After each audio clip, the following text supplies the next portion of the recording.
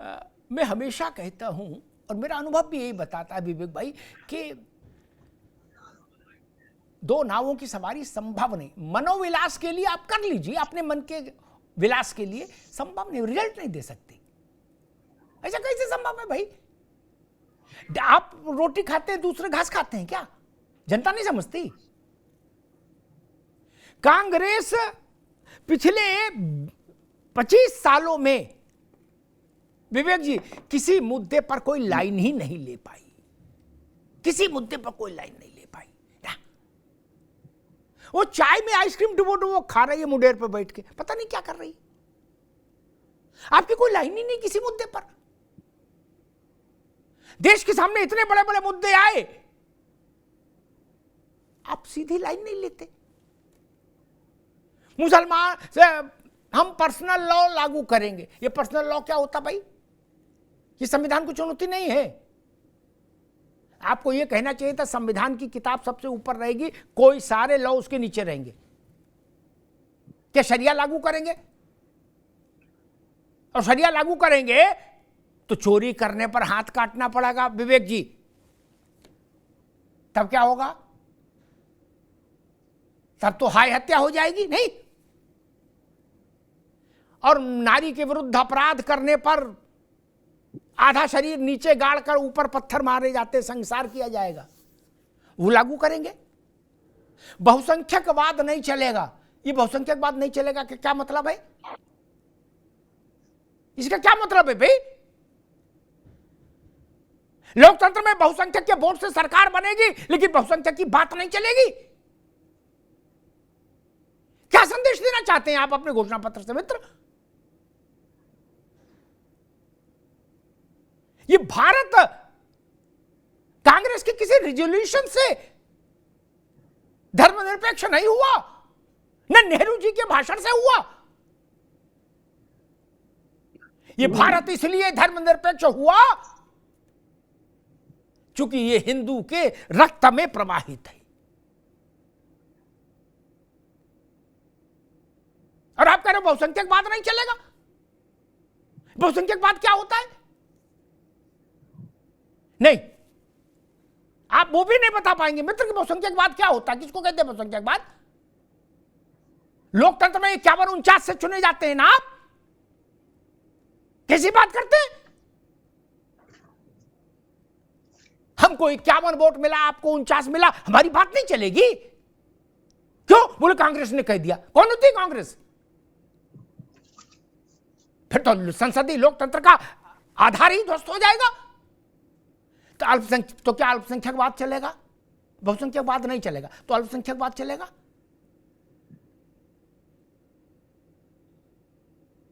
हिंदू किसी एक किताब से तो नहीं बंधा, ना आड़ा।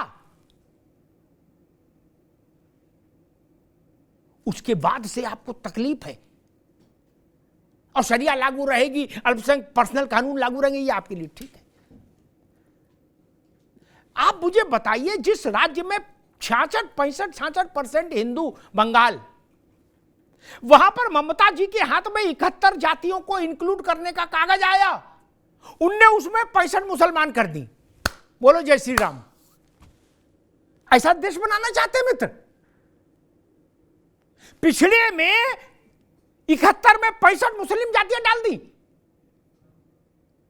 और ऊपर से तुर रही है कि मुसलमानों में भेदभाव नहीं है, ये जात पात नहीं है, ये सब हिंदुओं में है।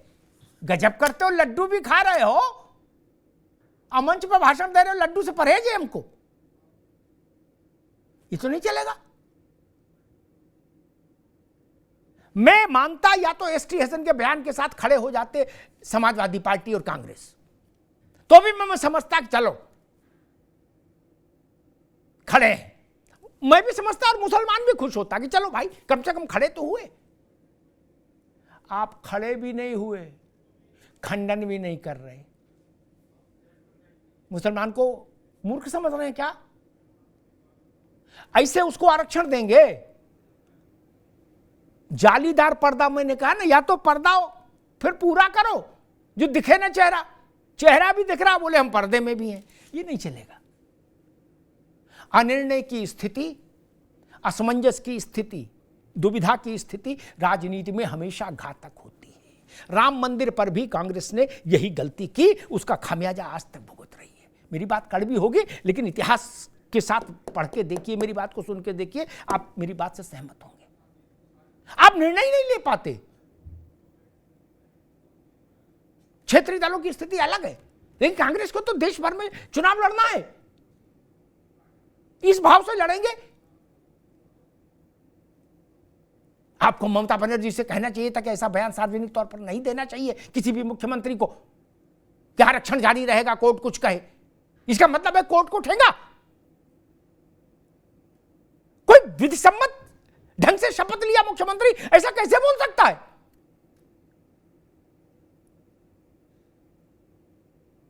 और मान लीजिए इसी पे कंटेम्प्ट मानकर कोर्ट सुओ मोटो कोई एक कड़ा कदम उठा ले, तो आप तत्काल एकदम देश में आ जाएंगे कि संविधान खतरे में, लोकतंत्र खतरे में, क्या क्या खतरे में। नहीं विवेक भाई, मान लीजिए हाइपोथेटिकल बात कहता हूं, हाई कोर्ट पश्चिम बंगाल ममता जी के इस वक्तव्य को कोर्ट की अवमानना मानता और उनका वारंट जारी कर देता, तो आप लोग आ जाते तुरंत मैदान में झंडा लेके कि नहीं?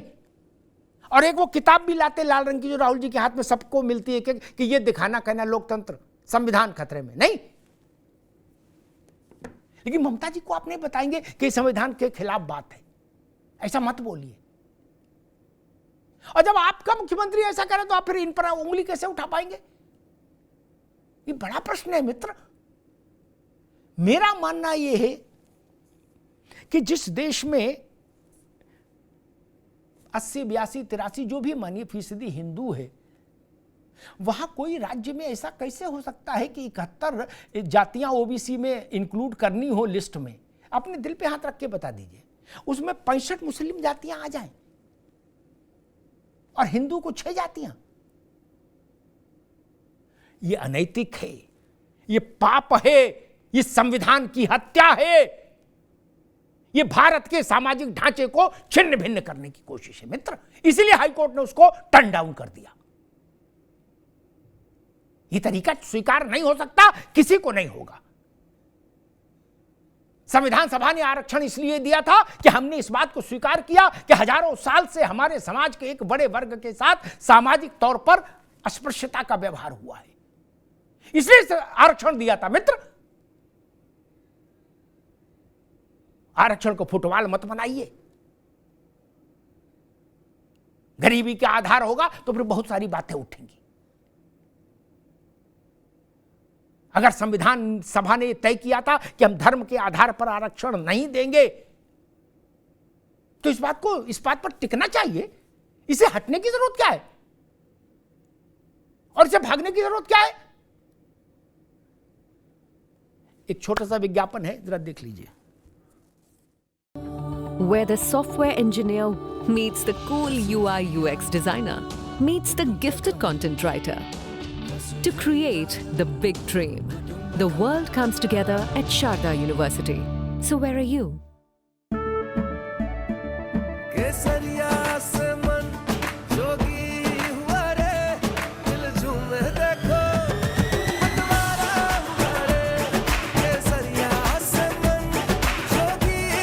हर पल मनाओ केसरी त्योहार। विमल, बोलो जुबान केसरी।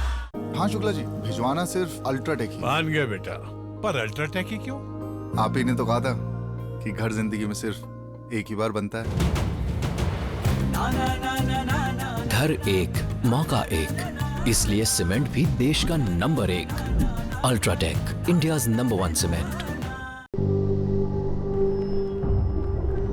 झंझनाहट से जल्द आराम पाएं। सेंसोडाइन रैपिड रिलीफ के साथ।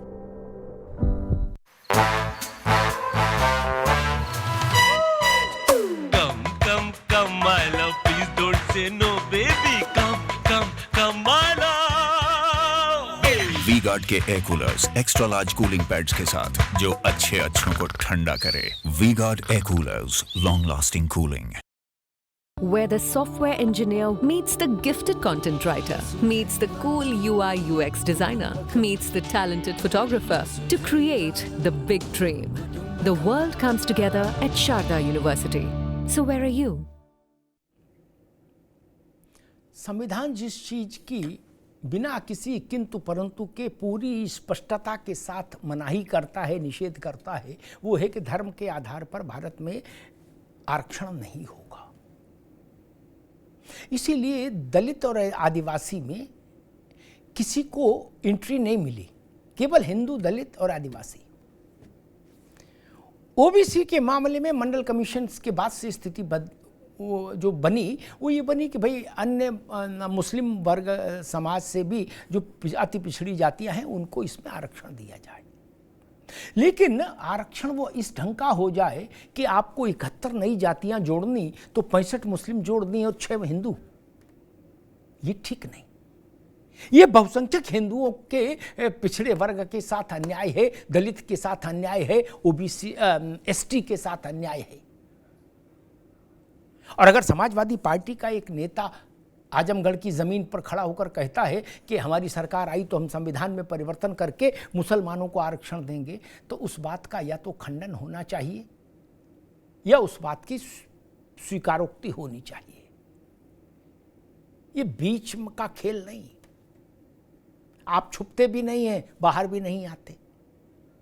जालीदार पर्दा नहीं, पर्दा हो तो पर्दा हो, अन्यथा हटाइए फिर जाली भी। आरक्षण पर रुख साफ होना चाहिए। और इसमें संविधान, ये चुनाव संविधान की मर्यादा के लिए है। ये जो एक नैरेटिव बनाया गया था, उस नैरेटिव को ममता बनर्जी ने बड़ा झटका दे दिया। एक राज्य की मुख्यमंत्री कह रही हाई कोर्ट के फैसले के बाद कि हमारा कानून चलेगा, ओबीसी की नई लिस्ट में मुसलमानों को जो आरक्षण मिल रहा वो मिलता रहेगा, हाई कोर्ट कुछ भी कहे, मैं हाई कोर्ट के फैसले को नहीं मानती।